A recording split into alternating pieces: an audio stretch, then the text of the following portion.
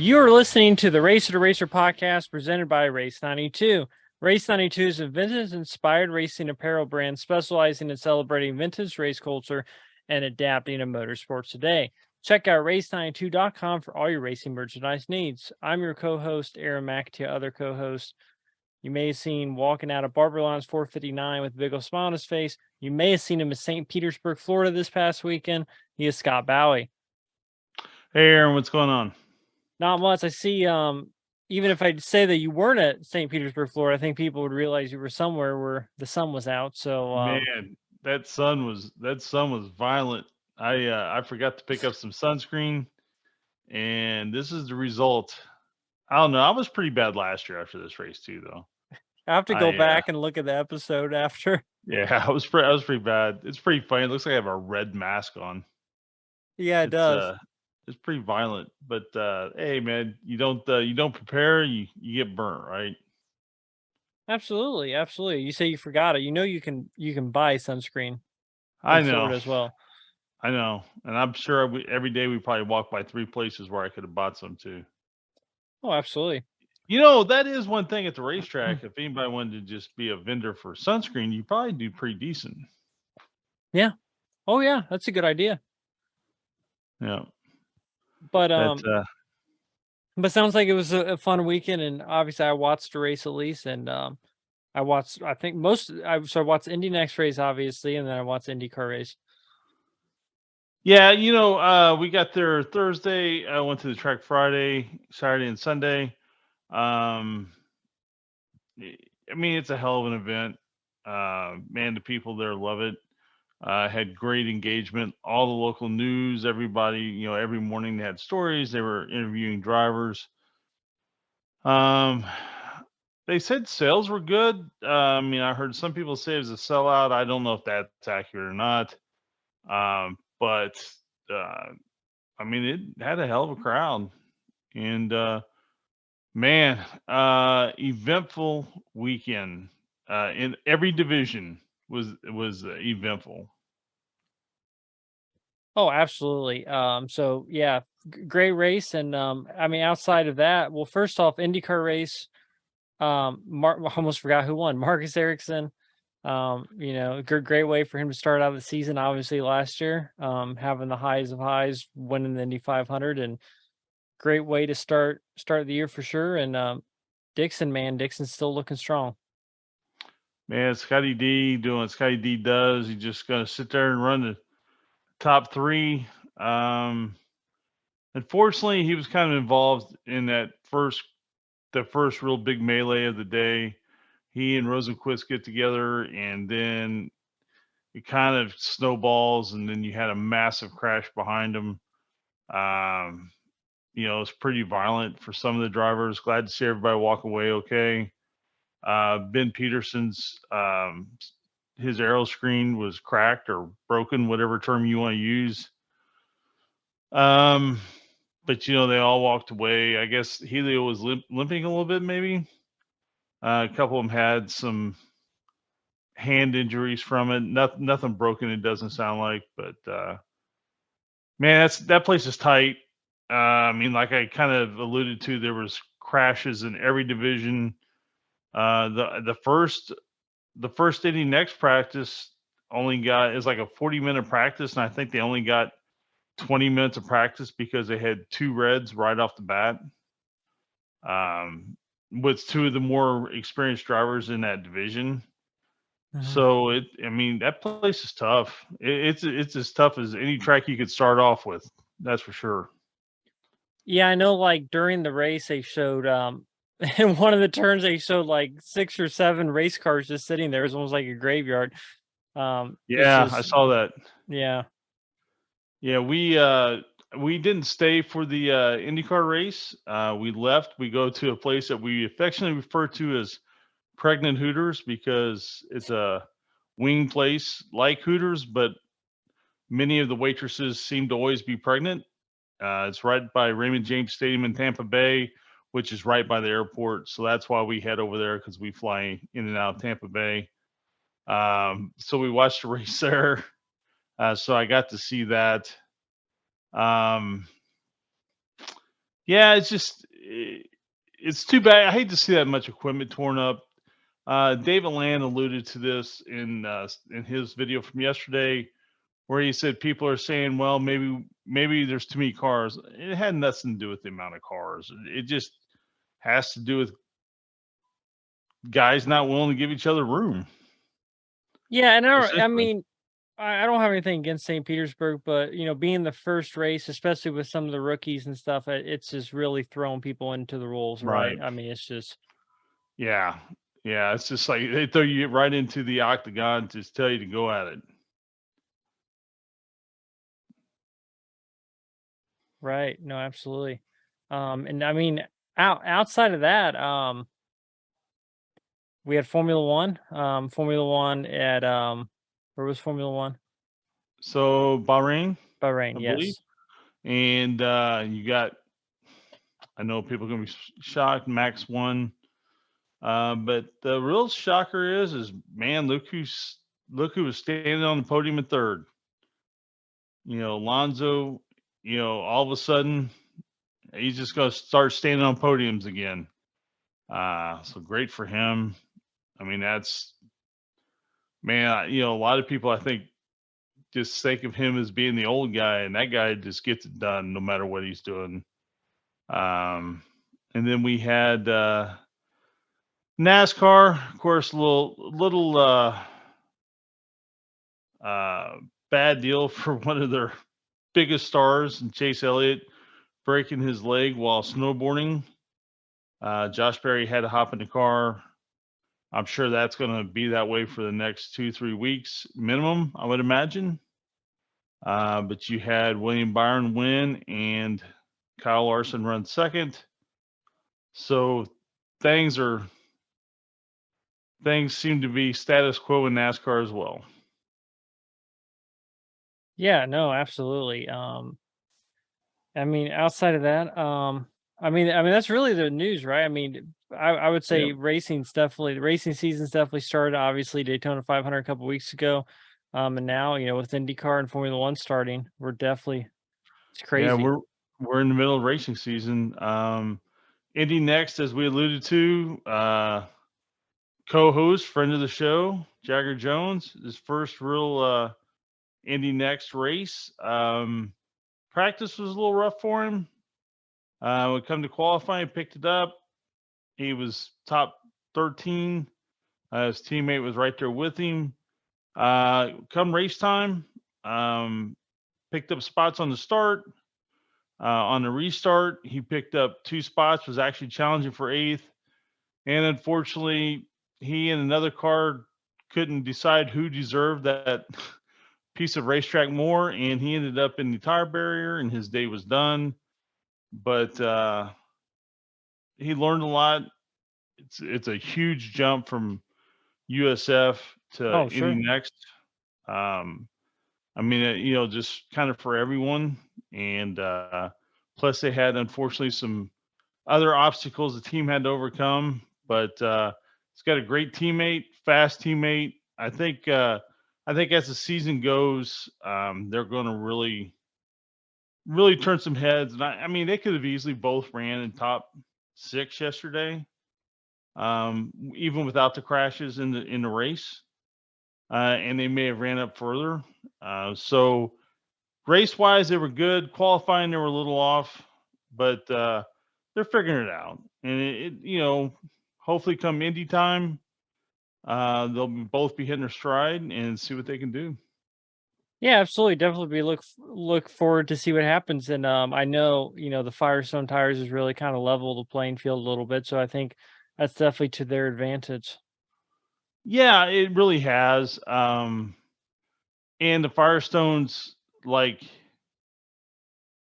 they were saying, the Firestones are just different. Like I heard some of the other teams talking about just that, they're just different. And like at the end of qualifying, they kept getting faster, where they expected a lot more speed. They lose a lot more speed toward the end of qualifying.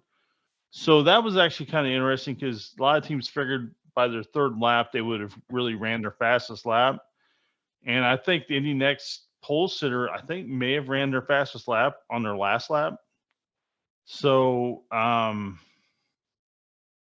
yeah, it's just a whole new ball of wax and a whole different game. And but like you said, it kind of levels it for everyone. I mean, everybody's engineers have got to just gather data and gather data and gather data and make their decisions from that.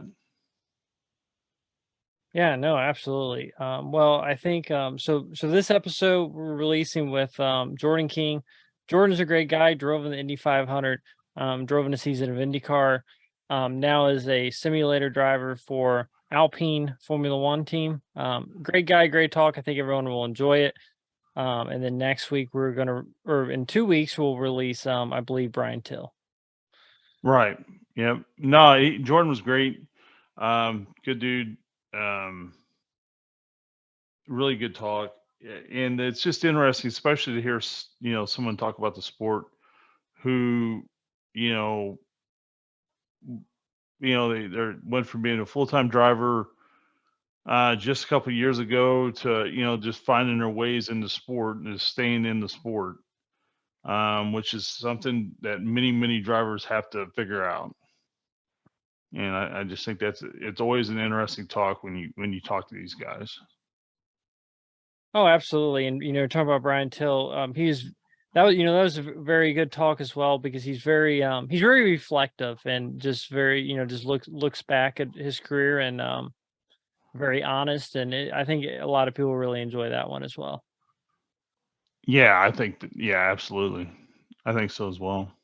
Well, I think we'll go ahead and jump into the Jordan King interview and hope everyone has a great week and I hope everyone likes and subscribe. Check out other videos on YouTube, including our Fast Times Pro vs. Joe's video series, Fast Times Indoor Karting.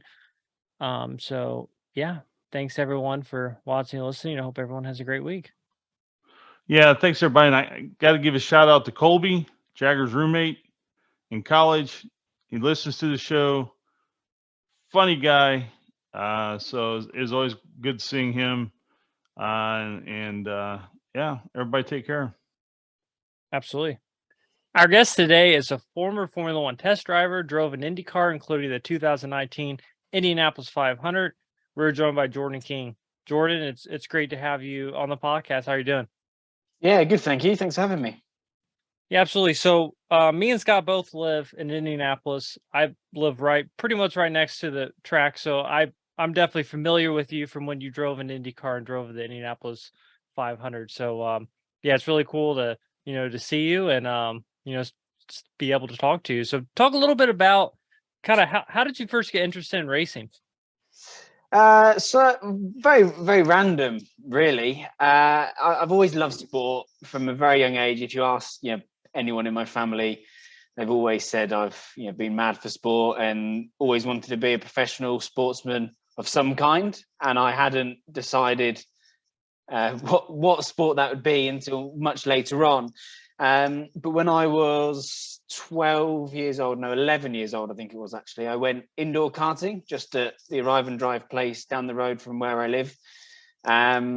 Loved it, did a little bit more, went a few more times. And then the owner there said, you've come a few times and been quite good.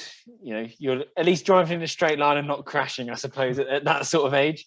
And looked into kind of the next steps, and it snowballed from there and went then what I would say real karting, outdoors, British Championship, then European Championship, and that sort of thing. And then at about 15, 16 years old, it was kind of decided that was what I wanted to do. So I then really committed myself to the racing and went from there. So your family didn't really have any kind of history with motorsports at all or involvement? No, nothing. So I much more normal sports. So I played soccer for the American listeners, rugby, cricket, all the sports that you probably don't play in America. But more normal for European people, I would say. And never looked at motorsport. I remember even once I was outside playing in the garden and I came in and asked my dad to come out and play soccer with me.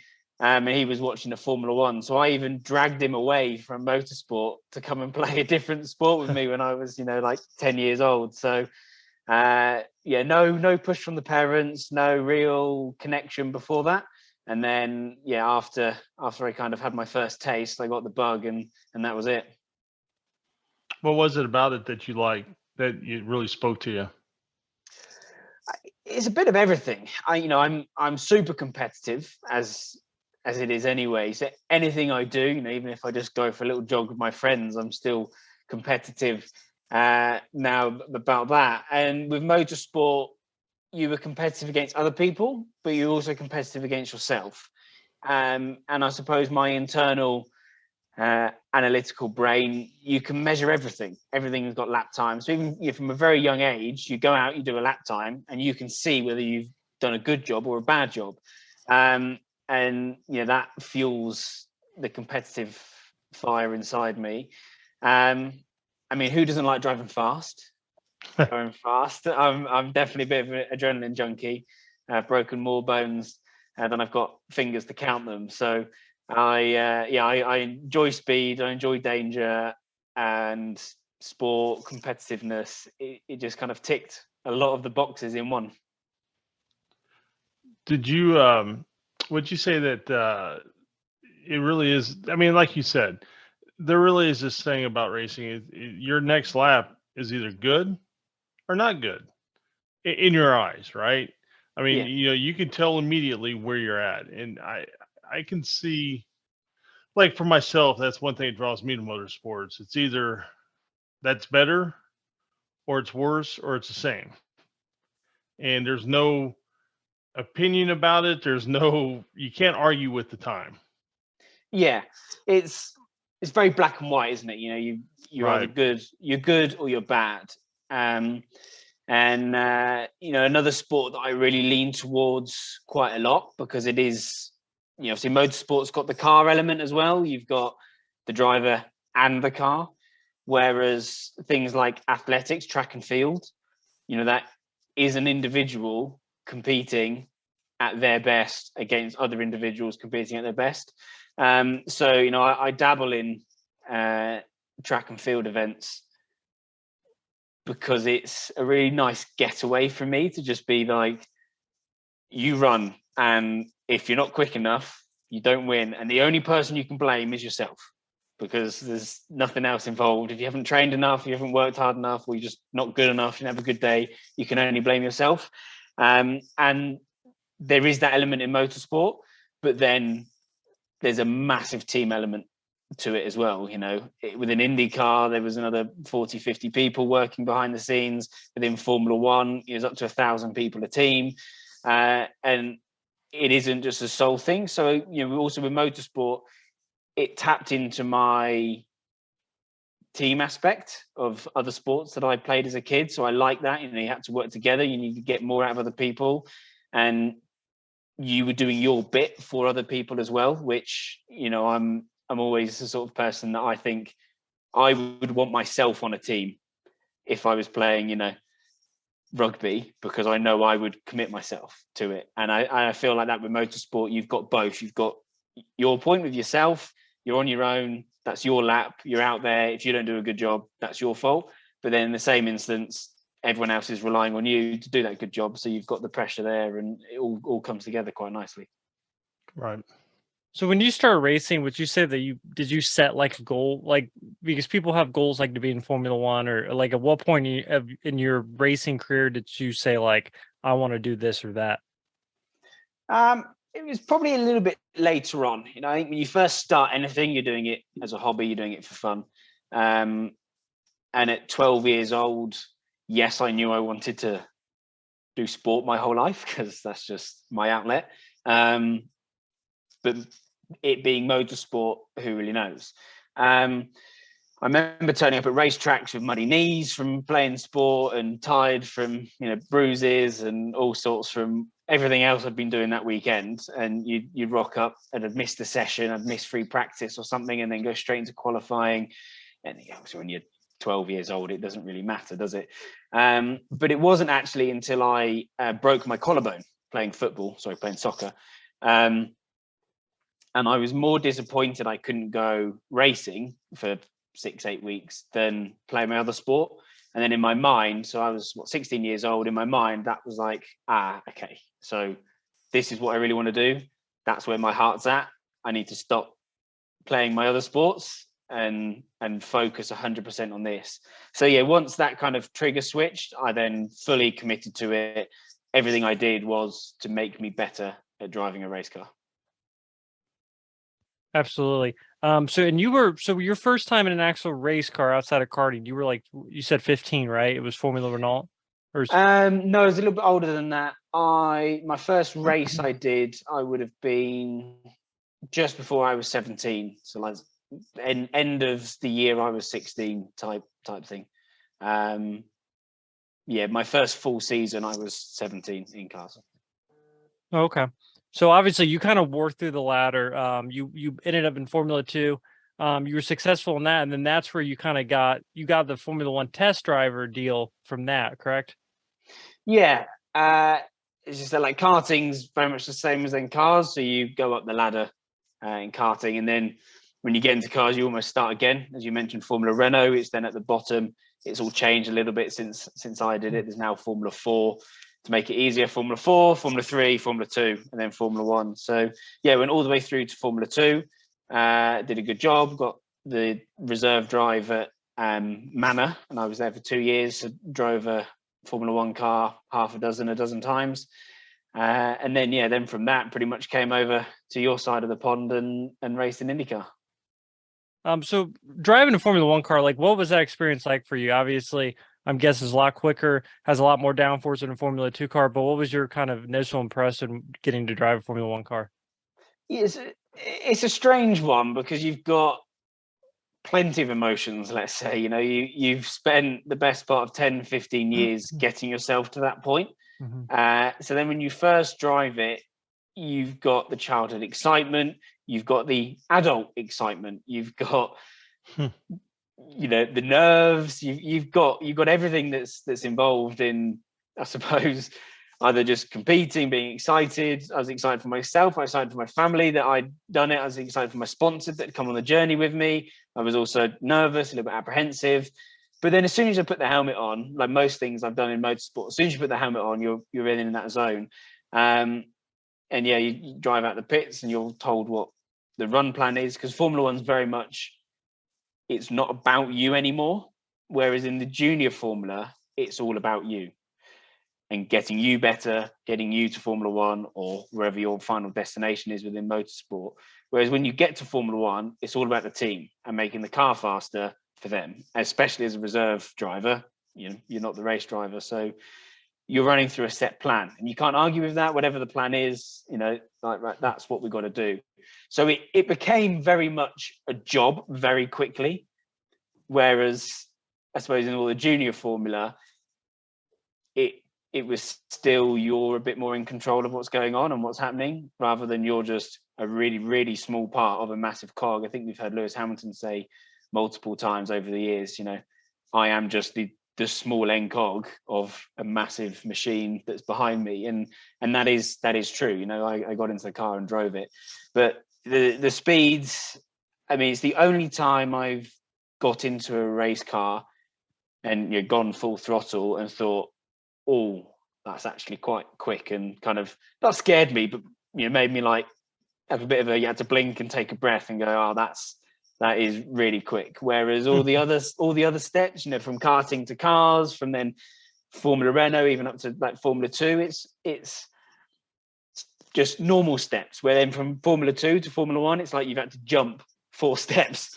It's just a big jump in performance, and yeah, your neck takes a battering, and it's almost impossible to describe to someone that wouldn't know, if you know what I mean. Did you, when you came to America to run IndyCar, at that point, did you have a design of doing it to get back to F1, or did you just want to, see what IndyCar was about? No, for me, in my mind, I committed to America, and 5 years, 10 years, whatever, 15 years, whatever that look like. I'd committed to it in my mind, and I got a flat downtown Indianapolis and got myself an American bank account, and I'd made the switch, in my head and with my family. I remember my mum dropped me off at the airport, and she struggled with the concept of this could be it for me. Obviously, I can still fly back to the UK, but I was at least going to be away for 9 months of the year, and unfortunately, it didn't turn into anything more. But it was a great experience. It kind of walk us through that, because when you go back and look at your stats, you had a really good year with just when it comes to qualifying and that sort of thing. What was it in that on the surface, it looked like it was a really great performance.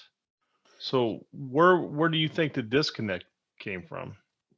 Yeah. Well, we've got the long answer or the short answer. Hey man, I'm all about long answers. The long answer. Well, we'll do the medium answer. No, as you said, I had a great year. We had some really good results. I think it was the first time ECR got into the Fast Six for a few years, and we got there a few times. A little bit unlucky in a few races. We had a couple of kind of mechanical failures on the car. I think in Long Beach we were running third behind, it was Rossi, Power, and myself. We had a brake failure, and we were on sticker reds, and they were on old blacks in front. So, there was certain times that we were thinking, oh, this could be fantastic, and then it never quite happened. That's just one example. Results, I suppose, fell a little bit short. Some at my hands, some to Lady Luck and everything else. But yeah, as you said, speed really good, qualifying really good. Couldn't grumble there. But as you know, with motorsport, it's a big financial sport, and without support from partners and sponsors, and some of that onus comes on the driver. A lot of the time, the driver does bring funding to the team, and then obviously team finding some good sponsors. And unfortunately, there was a bit of a restructure, I think, within the team on sponsorship, and that meant there was a gap in the budget, and I got a flight home pretty much. Right. Yeah, that's a tough part of the sport. I don't and it's worked its way through every level of the sport. It's not just at the high end of it anymore. But I don't know. Sometimes just taking money deals to keep those, when a team takes a money deal just so they can keep showing up at the track, I don't know how much that helps them or hurts them. You know what I'm saying? Yeah, no, I do get what you're saying, but in the same instance, it's still a business for all these teams. There's not many teams that it's not a business. Without putting any names, there's a couple of teams on the grid that have some very, very wealthy individuals behind them, and it's probably less of a financial business for them because they make their money elsewhere. But it is still a business. There's prize money. There's TV rights, there is sponsorship money, and there's money floating around with drivers as well, and big money floating around with drivers. You see it across the board in every line of motorsport. It's not just IndyCar, it's not just Formula One. But then you've also, because the boundaries to entry are so high financially, actually at the bottom of the sport, it's still very wealthy. So you still have wealthy people getting to the top of the sport anyway. So, it's not like it's going to be filtered out purely on talent. But you do have that in other sports. There is still, even if you take the college system within the NFL in America, if it wasn't for wealthy individuals back in colleges, they wouldn't be able to get the players to come to college without the financial support there. And there's other players that can go to college, still play football and be there on talent, but also have their own finances. So, those boundaries are much lower. That's 30,000 a year, not 2 million a year. So, You know, Right. it's all on a scale, and even to the extent of really, really grassroots level, can you afford trainers? Can you not? You know, there is that level of it.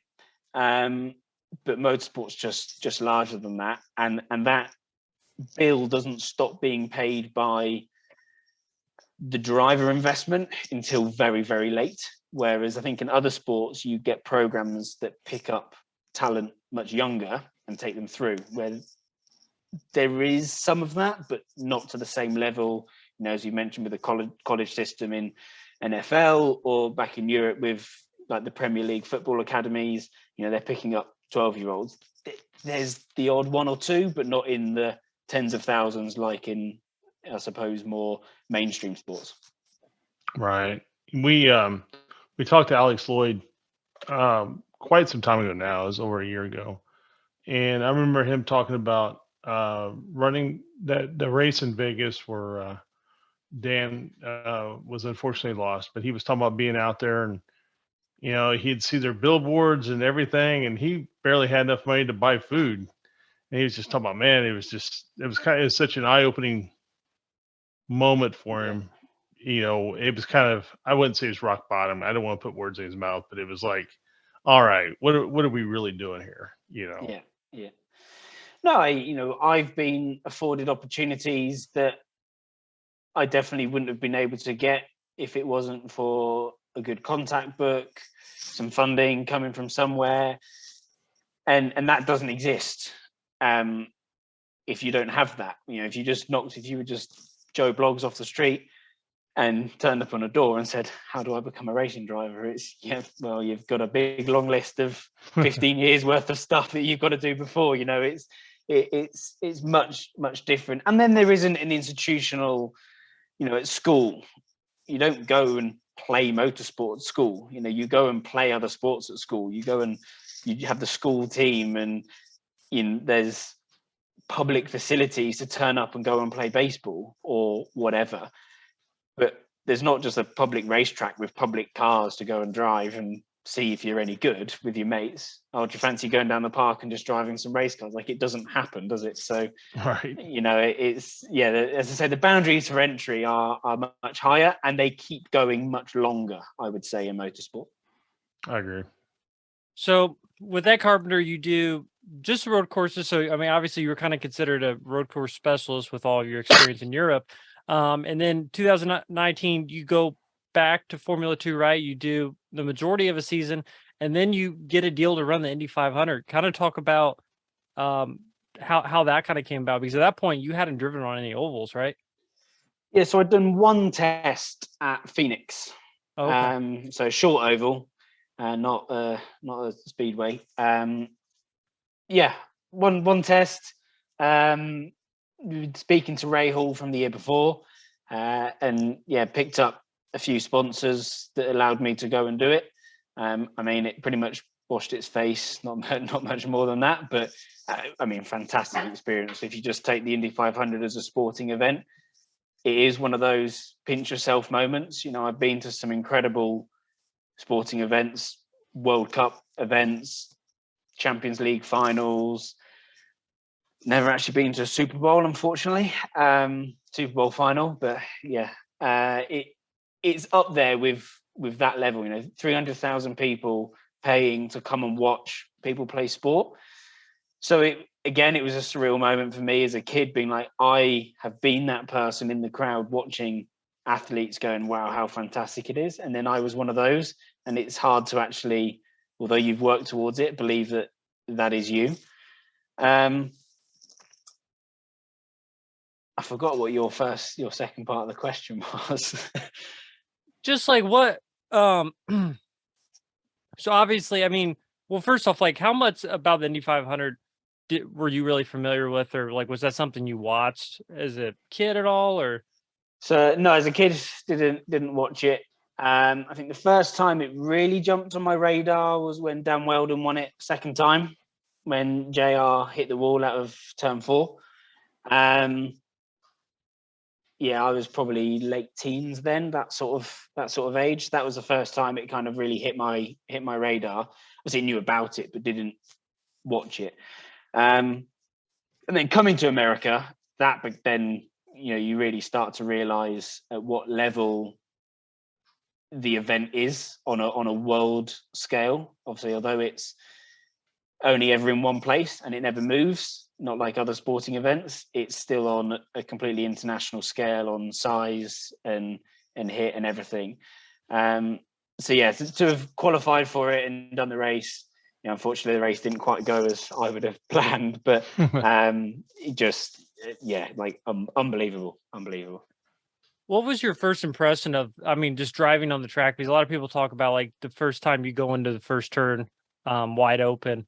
It can be a little intimidating how narrow the track really is when you're going that fast. Like how hard was it for you to kind of adapt to doing that? Yes, very, and yes, not a lot. A bit of both. You build it up in your mind. Obviously, going at that speed. I think the top speed 240 miles an hour. I mean, first of all, I've never been that fast. Yeah, I've probably topped 200, but not 240. That's another big chunk added on top. So there's a psychological element of we're going very quick here. There's concrete walls either side of you, and the idea is to be flat out, but on the edge flat out at this speed. So yeah, the psychological barriers of building yourself up, and I'd experienced it the year before. I'd followed the team, I'd been to the races, I'd done it all. I'd seen some big crashes, and in the past, you'd seen some fatal accidents. So there's always that little bit in your mind. Again, once the helmet goes on, it kind of disappears, but on the build up to it, it's there. Luckily, I had some great advice from Ed Carpenter. I was with him for a year. He gave me some good advice. And then Ray Hall did a fantastic job of coaching me into it. The main thing is obviously building up. But then at the end of the day, although I didn't have the experience, and the older guys who have got plenty of experience still do fantastically well at the 500 because it's very much on feel. It is still a steering wheel. You still have two pedals. You still have gears.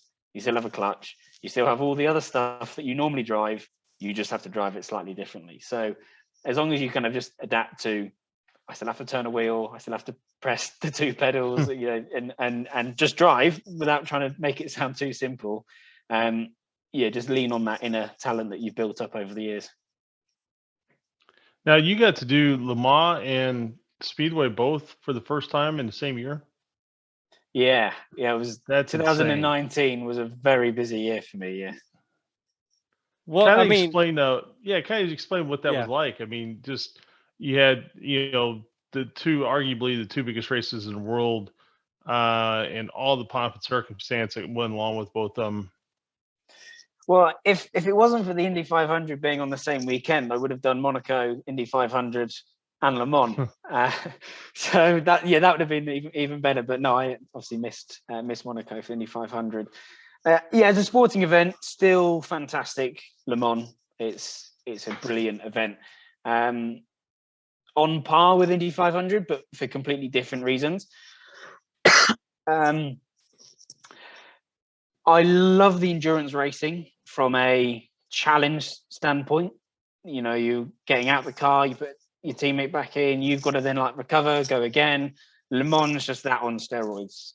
I was woken up at 2 a.m. in the morning after 20 minutes sleep, and it's cold, and you have a quick shower to freshen yourself up, and then you put your race suit on, and you're jumping in the car, and you get into you're in a warm race suit because it's been in a dryer, and then you get in and the seat's wet because everyone's weeing and sweating in it, obviously.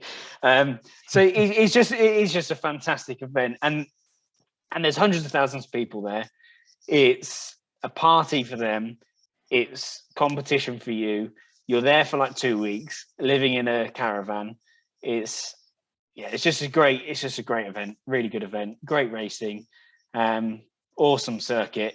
A really challenging circuit. Probably actually one of the most challenging circuits I've ever driven on. It's just so unique, and it's just a great event. Anyone listening, go, if you haven't been to Indy 500 and you haven't been to Le Mans, put them on your bucket list and do it. They're both fantastic. So obviously we're talking about the most prestigious race in the US and the most prestigious race in Europe. I mean, how do you think really the fanfare and the pageantry and everything kind of compares? I mean, obviously they're both a very big deal. And where do you think maybe some key differences are between the two in that regard? I think firstly, America do pageantry and fanfare on steroids compared to the rest of the world, and the French don't do it too well, I suppose, is probably the short answer. So yeah, we're Indy 500. They'd, I think it was a B-2 bomber fly over on the year that I did it, and I'd never actually seen one fly before, and it must have only been a few hundred yards above us, but dead silent, designed obviously. Oh, it's insane. Yeah, and it was and then they got the other flyovers and just the excitement within the crowd and the people around, and also the people working there. What you've got to remember is everyone working in IndyCar are more passionate about the fans, about winning, about wanting to do it, and they do it for the 500, and they love it more than everyone else. So it's not just a great show or the greatest spectacle in motorsport as it's labeled. Everyone is so passionate behind the scenes, and they all just love it. And the energy that's then in the paddock, the energy that's in the grandstand, and yeah, I don't know. I don't know how to put it into words and describe to people without, unless you've been there and seen it, is one thing, and then to actually be, I suppose, the center of attention, one of the 33 drivers, it's just on a different level. And then, so at Le Mans, you got to race for the Jackie Chan racing team. And I always thought that was really cool operation. I went to the 24 Hours of Daytona when they raced there. And it's just that they have really cool paint schemes. But kind of what was that experience like working with Jackie Chan Racing? And first off, did you actually get to meet Jackie Chan? Like, was he around at all? Or no, I never met Jackie, unfortunately. So the team that actually ran it behind the scenes, a bit of a structural thing. So Jackie Chan Racing was effectively the sponsor that ran it, and the people behind the scenes was Jota. If you've heard of them or seen them, yeah. They're now running, I think, one of the Porsche cars in Hypercar this year. So yeah, it was those guys that were actually the kind of the hands on deck, and really professional team. They'd won so much in the past. In LMP2, they had a second and third overall finish in Le Mans one year. I mean, the LMP1 cars had broke down, but that's one for the history books. So yeah, super professional, and on debut for racing with them within the World Endurance Championship, we won in Sebring, the 1,000 miles of Sebring. Again, just great race. And then you go to Le Mans with the high of that, and you come there and you've got a good shot at it. We qualified at the front, we were racing well, and you just go from it's sunny, it's warm, to then going to dusk, it's then dark and cold, and then the sun comes back up, and the sun comes up and you're like, oh, we're getting towards the end. It's like, no, you're only halfway. Like you've still got another 12 hours to go. So it's just an awesome event to partake in. Absolutely. Do you think that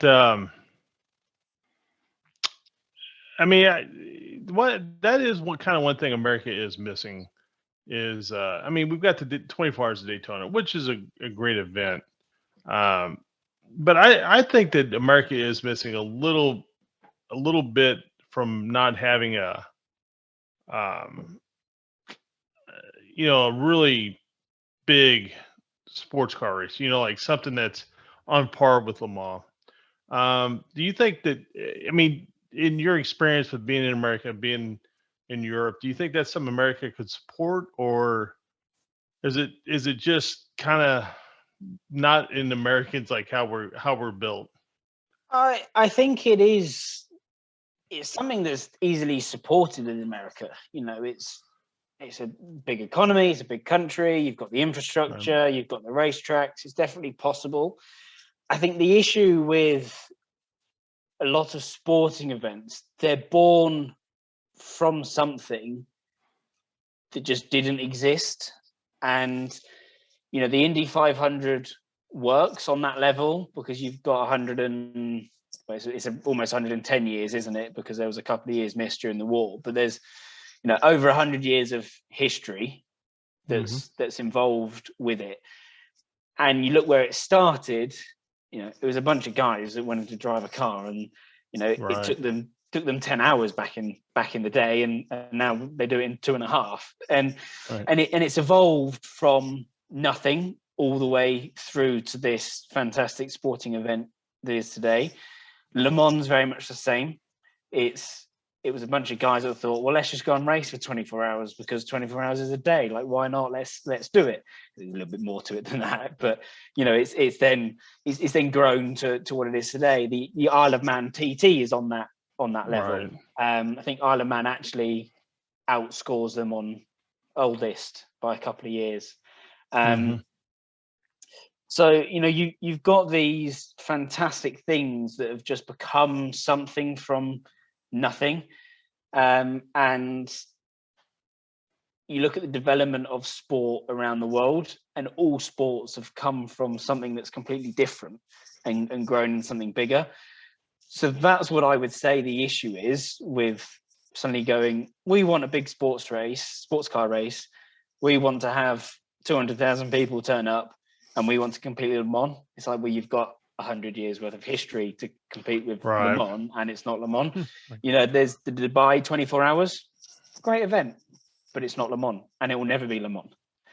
And I think there's all these like quirky things within the sporting world that just stand out. Like, look at the Ryder Cup, it's hard to create. It's hard to manufacture an event, right? They just exactly kind of just organic. Exactly. That I think that's my point. Like America's Cup. Yeah. What's the point of America's Cup? Right. It's, two countries competing each other. The holder of it gets priority, sets the rules. You're spending hundreds of millions of pounds to build these boats for just the other country that qualified to compete against you to get, like, it's completely ludicrous, but it's fantastic. It's like, It's a great sporting event and I love watching it.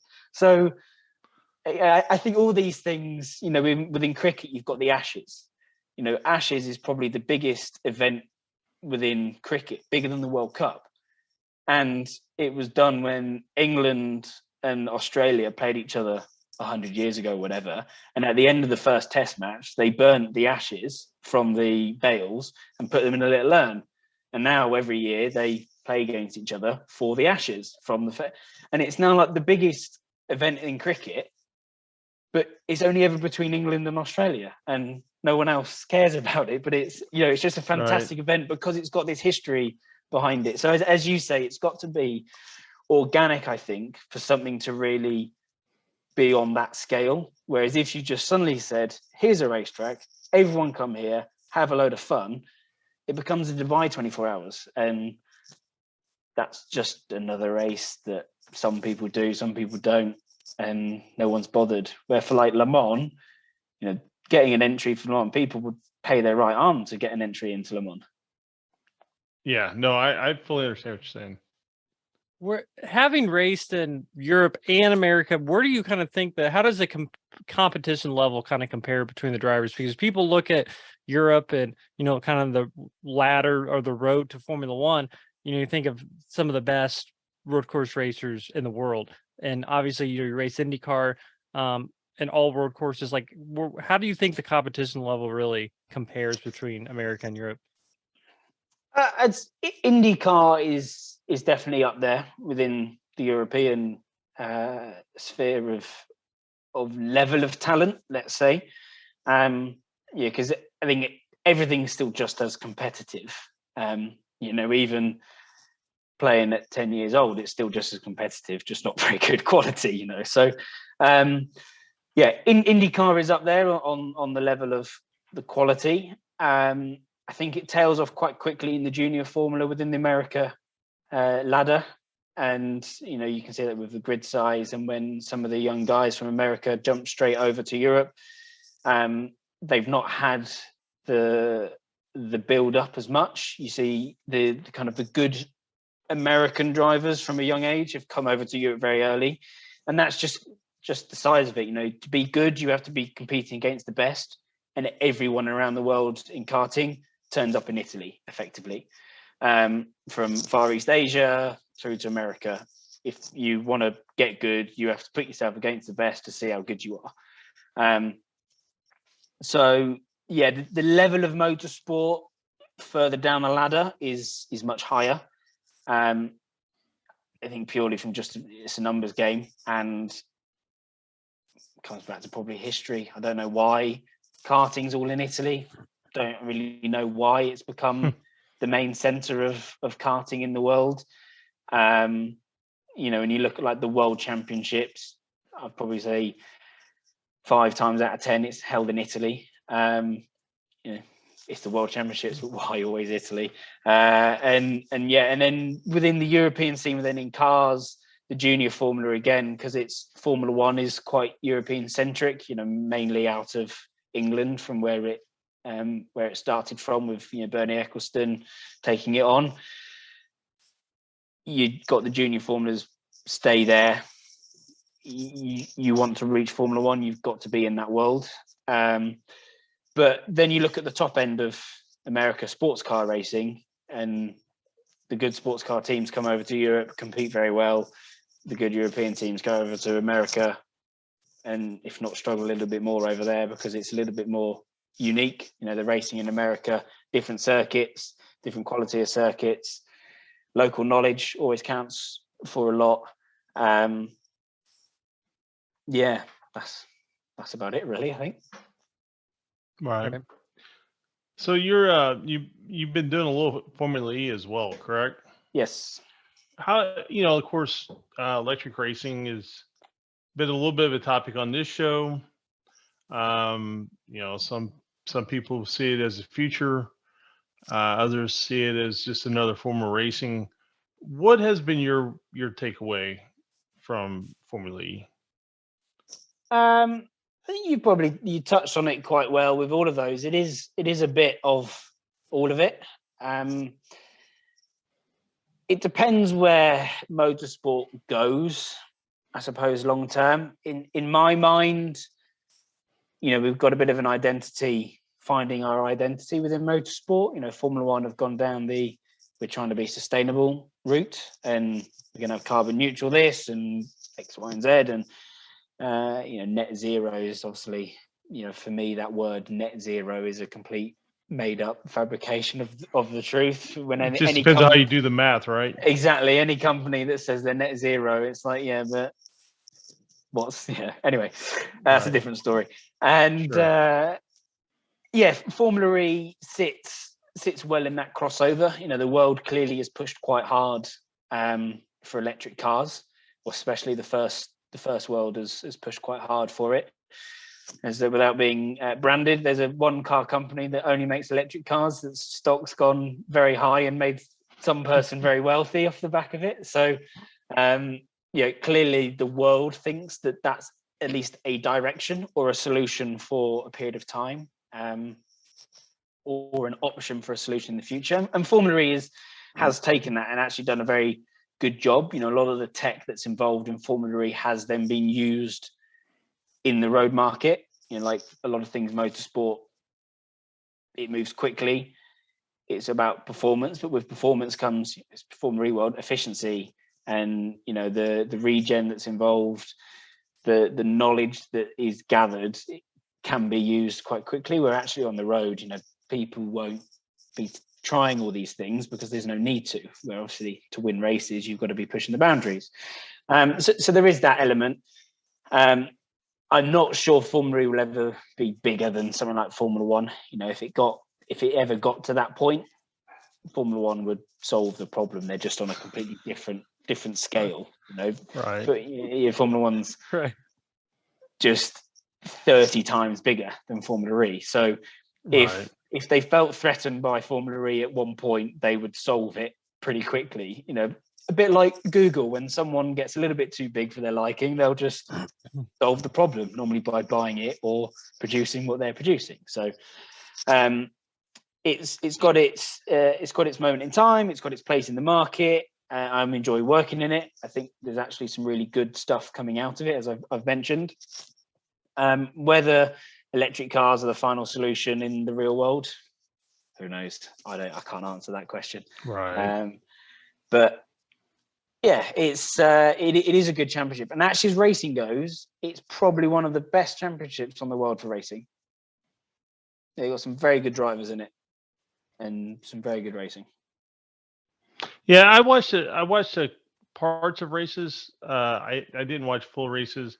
I have kind of this year decided I'm going to try to watch just a few races just to see. I mean, you can't get an idea what it's about just tuning in now. You have to kind of pay attention.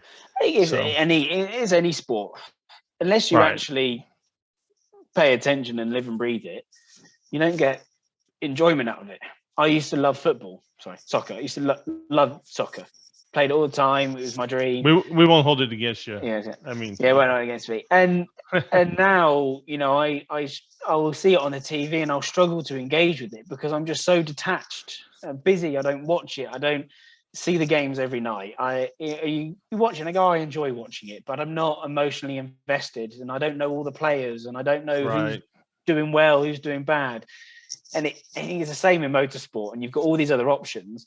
If Formula One's your thing, you've probably not got enough time to check out IndyCar or World Endurance or Formula E. But if IndyCar's your thing, you've also probably not got enough time to check out F1 and really engage in it on the same level and be involved emotionally with it. Right. And that is a problem I think IndyCar has, is emotionally. I mean, I think people watch it a little bit in passing, and you don't have near the emotional attachment as F1 has garnered recently, over the last 4 years. Yeah, I mean, Formula One obviously globally is on a really big scale. And I think with Liberty taking over Formula One, they're going after the American market quite hard. I think they've now announced 4 races in America. There's 3 or 4. Miami, Miami, 3, Vegas, and Texas. Yeah, that's for this year, isn't it? But then they've announced they want to get a 4th. Or anyway, I didn't know that. Wow. Okay, well, maybe I'm wrong. Maybe it's just only going to be 3. No, but either way, three races in one country. Okay, America is the size of Europe, and Europe's got 10 races for argument's sake, but it's still only in one country where you all speak the same language, all pay your taxes to the same government. You know what I mean? So that shows clear intent in where they want to grow an audience and where they see a potential growth in audience and revenue stream from it. So yeah, you might find that it grows more and more within America with the Netflix Drive to Survive. Yeah, it's been a massive thing for America. Like, it's brought in so many people into the sport who never watched it before. Even people I grew up with who knew I raced, who saw me miss school, knew who I was, and then would watch Netflix and be like, "Oh my god, I didn't realize that's what." I've only known you for like 15 years, but anyway. I mean, this is sort of my life here. Yeah, exactly.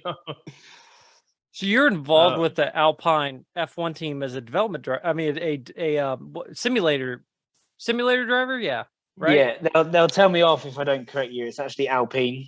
Yeah, I was going to say, be careful. Yeah, be careful. They'll tell me off. There's a whole thing about it. Yes, I do a lot of their development work on their simulator. So this time of year, it's all pre-season development, and then during the season, it's a mixture of current development, future development, and then race support on a race weekend. Do you think, like, being a regular test driver kind of progressed into this, kind of this simulator driver world? Because I mean, if it would have been 7 years ago, you probably would be considered a test driver, right? Like, the simulator driver is pretty new, I think, right? Yeah, if you went back 10, 15 years, they had test teams. So you had the race team and a test team. And there was a test driver, and he did 200 days with the test team that was completely separate to the race team. That all got banned, and hence why they, like all of these things, they ban them. It doesn't suddenly save money. They still have the money. They just spend it elsewhere. So they then developed all these high-tech simulators, which have moved on a lot since their first conception. So yeah, obviously, unfortunately for me, lost out on the IndyCar stuff, and couldn't quite make it work. And then COVID happened, and it was during COVID they then gave me the call. I got the call from them, and jumped up into the Alpine role, and I've been there ever since. It'll be 3 years this year. That's a pretty important role. That man, and I'm sure that's a coveted spot too, right? I mean, people, to be associated with those teams. I mean, there's there's a somewhat security in having that job. I mean, you're making a paycheck and you're contributing. So I mean, there's a lot to be proud of in that, I feel. Yeah, no, I suppose the child in me is very disappointed that I didn't quite achieve what I set out to achieve. I wanted to be a Formula 1 world champion, and I'd be completely lying if I would say I'm not hurt when I look in the mirror, and I'm not. But then I look at what I have achieved and the journey I've come on. That's something I can get excited about. And then what I'm doing for a living now, with all my mixture roles, it's busy and can be very time consuming, but it beats a lot of other jobs out there. So I'm not going to complain. Yeah, you better believe that, bud. Do you see any scenario that brings you back to America? Someone paying my mortgage. There you go. There you go. I'm happy to come and jump in any car and do anything. I'm not one that's set on one thing individual. But as you say about the paycheck side of things, for me it has to be at least financially worthwhile to pay my mortgage and put food on the table. That's where I'm at with it. So yeah. You've progressed a little bit beyond living in your vehicle and just at some point you got to give that part of the dream up. No, I'm happy to still rent a flat and cook ready meals and be that kind of student again. But and I need to at least be able to walk away with the bills paid. Right. Well, Jordan, I don't have anything else unless you have something, Scott. Hey, man, I don't. I have really enjoyed our talk, though, and hopefully you do make it back to the States and get another good opportunity to run IndyCar if you want it at some point. I definitely want it. It's if the opportunity is right. Sure.